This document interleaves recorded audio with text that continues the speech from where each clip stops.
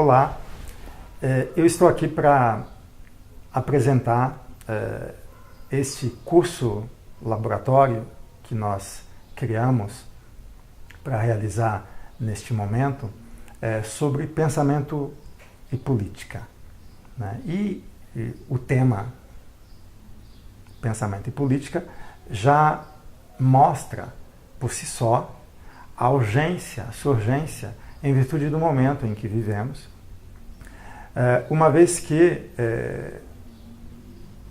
o processo que nos levou até aqui, ou na situação em que nos encontramos, nada mais demonstra do que a mais escancarada ausência de pensamento na política.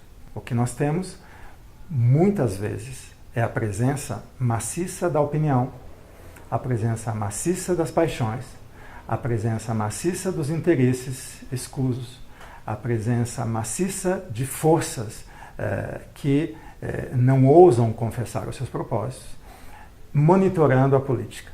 Então, a maneira como se faz política, como se pratica a política, como se vive a política, né, como se sente a política, como se investe na política, é uma maneira onde a gente detecta fundamentalmente a ausência do pensamento. E uma vez que o pensamento está geralmente ausente da política, também a ética está ausente da política.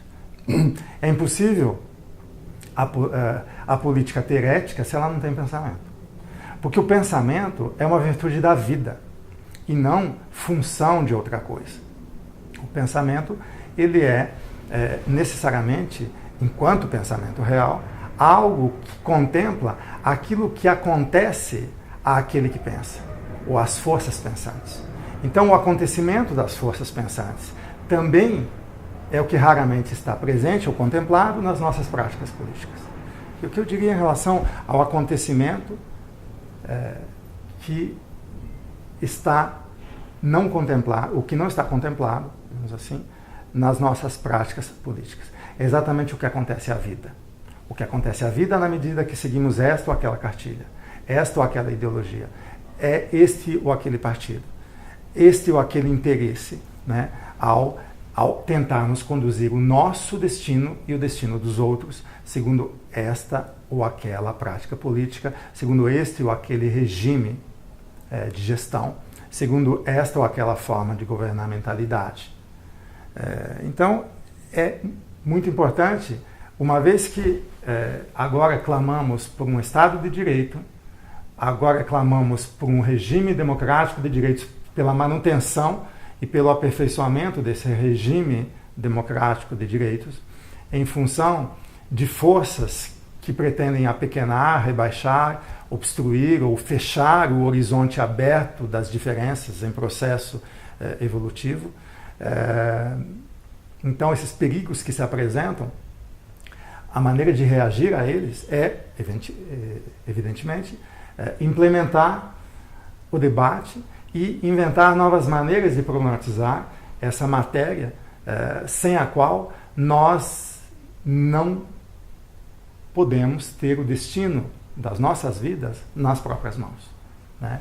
Para que a gente crie, então, uma maneira mais efetiva de não só participar, mas efetivamente decidir e realizar os nossos destinos, o destino do nosso desejo, dos nossos amigos, aliados, dos nossos grupos ou das nossas sociedades, né?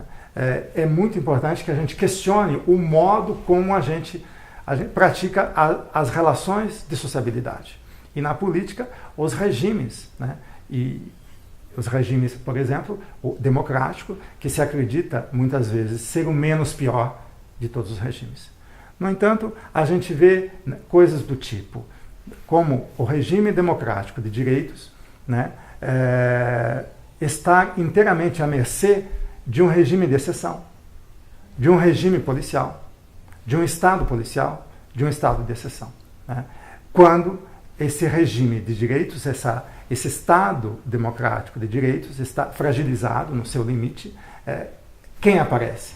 Sempre aquilo que estava por trás o tempo inteiro, que era o Estado policial. Não há oposição real entre o Estado de Direito e o Estado policial.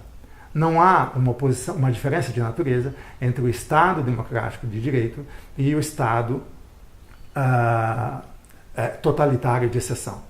Né?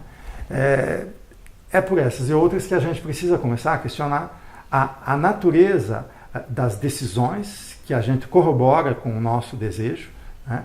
Na medida em que a gente participa do processo político, mesmo que seja por meras eleições, por uma espécie de voto representativo. Qual é a natureza dos regimes democráticos? O regime democrático representativo, obviamente, já há muito tempo apresenta sinais não só de cansaço, como de falência. Né? E, no entanto, ele segue vigente, né? Disfarçado de moderno, mas, na verdade, ele é bastante arcaico. E mesmo as nossas tentativas de implementar a democracia, ampliando a participação popular, né, ainda é bastante tosca, bastante incipiente, bastante infantil. No entanto, nós temos todas as condições tecnológicas já para praticar uma democracia direta. E, no entanto, as condições, digamos assim, afetivas ou subjetivas, né, o nosso modo de existir, né, não entra, não adere ou não se serve desses instrumentos que já estão prontos para serem usados, porque não criamos as condições reais das nossas forças, da nossa potência, do nosso desejo para implementá-los na prática. Portanto, é fundamental que a gente questione, né, que tipo de decisão, né, a gente quer efetivamente que domine, qual é a natureza das decisões nas nossas relações pessoais, familiares, grupais, comunitárias, né, e, inclusive, na questão de um Estado político. Né? Que tipo de decisão, de governo, de gestão nós queremos para a nossa vida, para a vida dos nossos, para as nossas comunidades? Qual é a natureza das decisões que determinam o nosso destino, né, e o destino dos outros? Enfim, eu acho que nós temos condições de pensar, né, realmente pensar, né, a política de uma vida intensa, né, que afirme as diferenças de modo real e não apenas que tolere, né, ou que sempre precise a tutela de um Estado de Direito, quando o Estado precisa sempre de uma força que o sustente. Qual a qualidade das forças que estão por trás de um Estado de Direito? A gente vê muito bem muitos que fazem da vida uma função de outra coisa falarem em nome do Estado de Direito. Né? Não basta falarmos em nome do Estado de Direito. É preciso fazer, na verdade, intervir forças que sirvam à vida, né? E não formas que a tutelem ou a protejam. E é esse e outros questionamentos que a gente quer fazer ou produzir, realizar nesse curso introdutório, esse curso laboratório, que vem provocar inicialmente o modo de colocar os problemas da política, da economia política, do capital, do capitalismo e do capitalista, e, finalmente, a questão da ética, que raramente está presente, assim como o pensamento na política, o Estado em nós, que, na verdade, quando a gente fala em nome próprio, em nome dos nossos, nós falamos a partir de um Estado interiorizado, né? E as políticas de desejo que efetivamente afirmam a vida além ou aquém desse Estado introjetado. Né? E nessa medida, então, a gente quer